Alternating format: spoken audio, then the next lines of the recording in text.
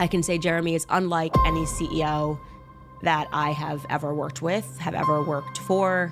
He is a total anomaly. As far as I can tell from my sources, even people inside of the Daily Wire only know part of the story, and they're all kind of getting played against each other. It's a whole mess. And the most important part of this mess is that the Daily Wire has a long history of treating their employees like shit.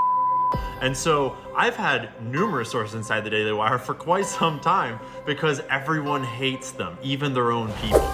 Usually when CEOs step down, it's not by choice. I'm just gonna be very clear about that. I'm not saying there's some sort of huge scandal going on, but it does seem like the Daily Wire has been treading water for a while. It seems like perhaps they spread themselves too thin. Hey, what's going on, everybody? If you made it through that quick intro, I want to thank you. You're the 1% of the 1%.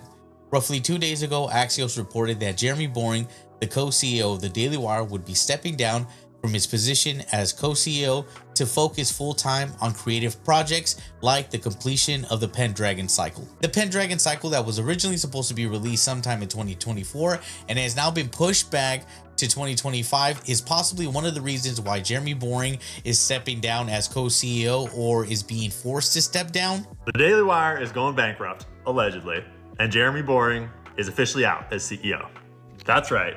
The self-proclaimed God King of the Daily Wire is at the heart of so many scandals. And yes, he is self-described as the God King. And the email just went out today internally that he is stepping down. Axios also reported a statement by Jeremy Boring that he would be staying with the company in an advisory role and will still be hosting Daily Wire Backstage, but no official title for the former CEO has been given. I believe Jeremy Boring was forced out of his co-CEO position and did not elect to step down for the simple fact that there was no hint that he would be removing himself from this position.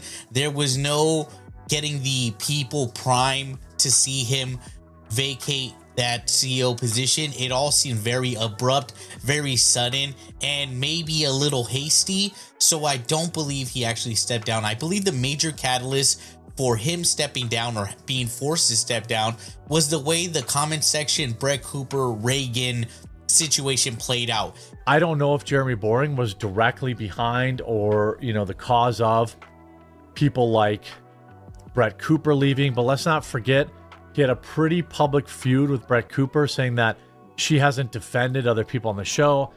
The Daily Wire has lost probably 50% of their shows and 60% of their viewership. Ian Carroll has made some wild speculations and spread rumors from inside sources at the Daily Wire. Some of those speculations and rumors being that the Daily Wire was interested in selling off the company to Tim Pool. And you remember when Tim Pool was kind of rearranging his business and all sorts of weird stuff was happening there? I don't even know if Tim knows this yet directly, but it sounds like the Daily Wire was trying to manipulate him into buying the Daily Wire and trying to present it as super profitable. The rumors I'm hearing is that Jeremy Boring thought Tim Pool would be dumb enough to fall for it, and he was the exact kind of guy they could sell to.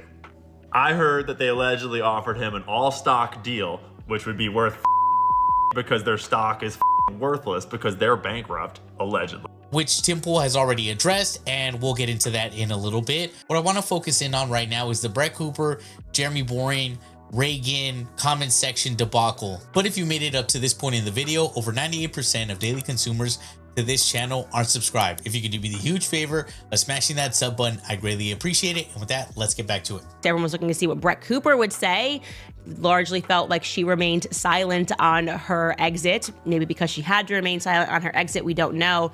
But she tweeted this in response to the news, a gif of Jimmy Fallon kind of looking like he wants to burst out laughing and then just sort of nodding. And I think that probably says it all. She followed that up with this, which says a lot. She says, genuinely excited to see where Ben and Caleb take the company next.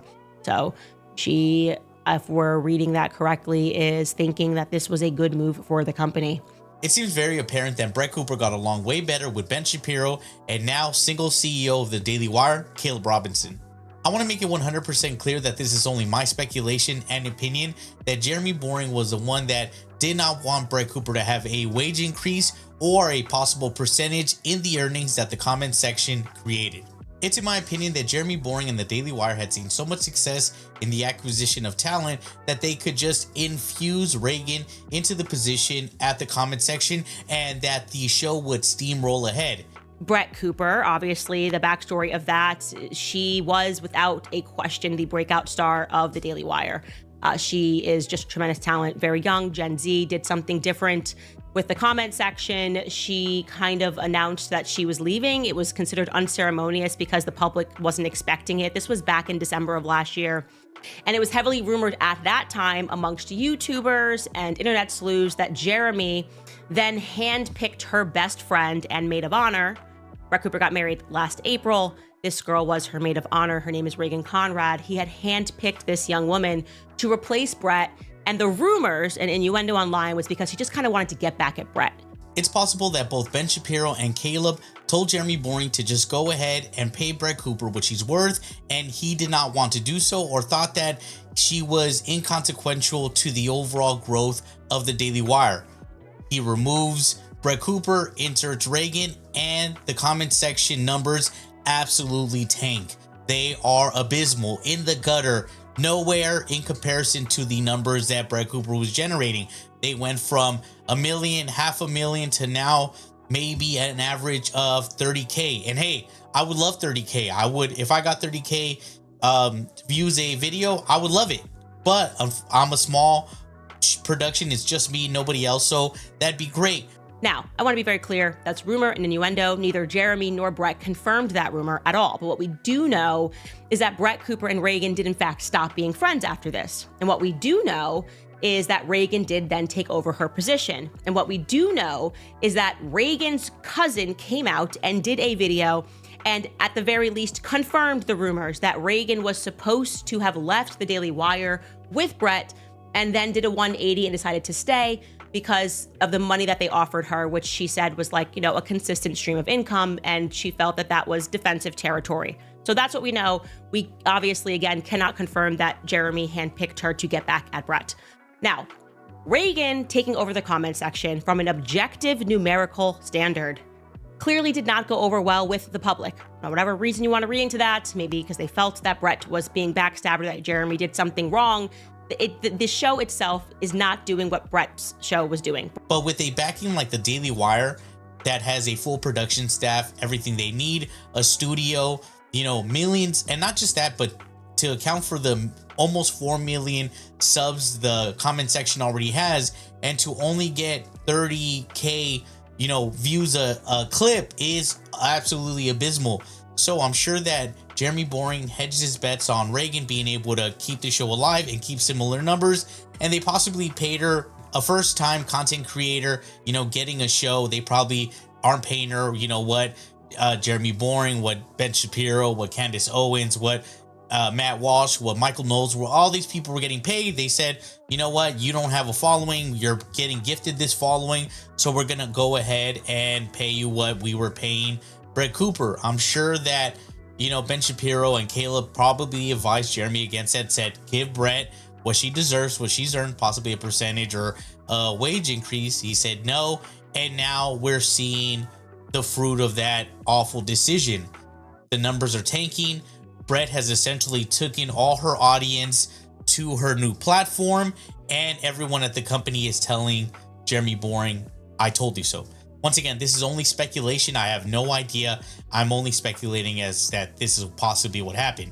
I'll use a strange example. The NFL and football, the Eagles acquired A.J. Brown from the Titans, and within 1 year of acquiring A.J. Brown, the Eagles end up at the Super Bowl. Of course, they lost, but within 2-3 years of that, they will go back to the Super Bowl and win. The following season, after the Titans GM gave up A.J. Brown, they instantly fire the general manager. Titans coach Mike Vrabel didn't want to trade A.J. Brown. John Robinson did it anyways. On Sunday, Brown had 119, 2 tuds, and his new team blew out the Titans, and now Robinson is paying the price. What about Vrabel? whenever they asked him about trading A.J. Brown immediately upon it happening, he did not have much to say about it.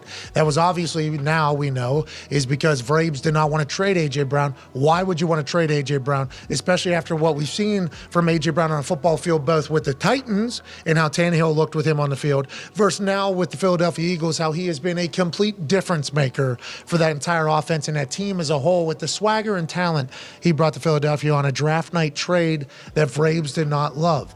Now, after a loss to the Philadelphia Eagles and A.J. Brown doing his thing, John Robinson is fired. So there is precedent of this happening where a CEO or a general manager or whoever makes such a terrible decision that they are forced to step down or let go from the company. Now let's go ahead and break down some of the comments, rumors, and speculation coming from Ian Carroll. He does seem like he has gotten some things absolutely wrong or was misinformed from the so-called sources, or maybe they were attempting to lead him in a way that he would look foolish or not know what is actually going on. But Tim Pool has already kind of debunked some of the accusations coming from Ian Carroll, and some of them do seem a bit extreme, or he says alleged at the end, but you know, he's trying to produce this as not just rumors, that he knows that they're bankrupt or that they are, you know, upside down on credit cards, but it just seems like wild allegations. Let's go ahead and check them out. It has not yet broken, as far as I'm aware, that private equity is moving in and looking to buy up the Daily Wire.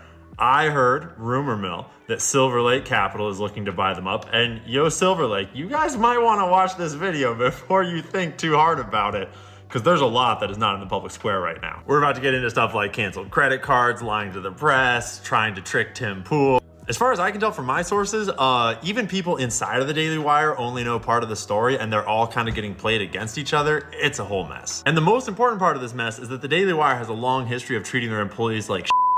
And so I've had numerous sources inside the Daily Wire for quite some time because everyone hates them, even their own people. My sources are telling me that the Pendragon cycle is being moved off-site and out of the Daily Wire's physical purview because they're not letting Jeremy Boring back in the building right now, apparently. Jeremy Boring was 100% allegedly forced out, not a willing leave. Like even Ben Shapiro and Jeremy Boring, it sounds like there's a huge rift between them from what I'm hearing. There's even rumors that I can't confirm quite yet that Ben Shapiro hired his own PR person like months ago. And you remember when Tim Pool was like kind of like rearranging his business and all sorts of weird stuff was happening there?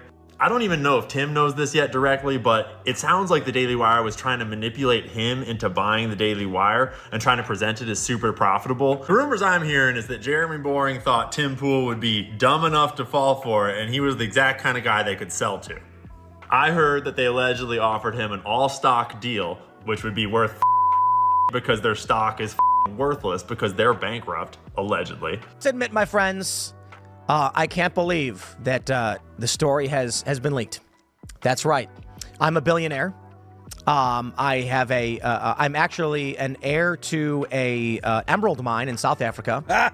And I am so wealthy that when the Daily Wire was in financial distress, they came to me and said, Tim, your show is about 20% as large as our company. No, I'm sorry, 7%. Perhaps you could buy us out. This is my favorite part of the conspiracy theory because people are hitting me up all day like, is this true? Did yeah, the Daily you should Wire? have got a loan from China and then bought the Daily Wire. What does an all-stock sale mean? If the Daily Wire was going to sell their company to me, that implies I am buying all of the stock in the company.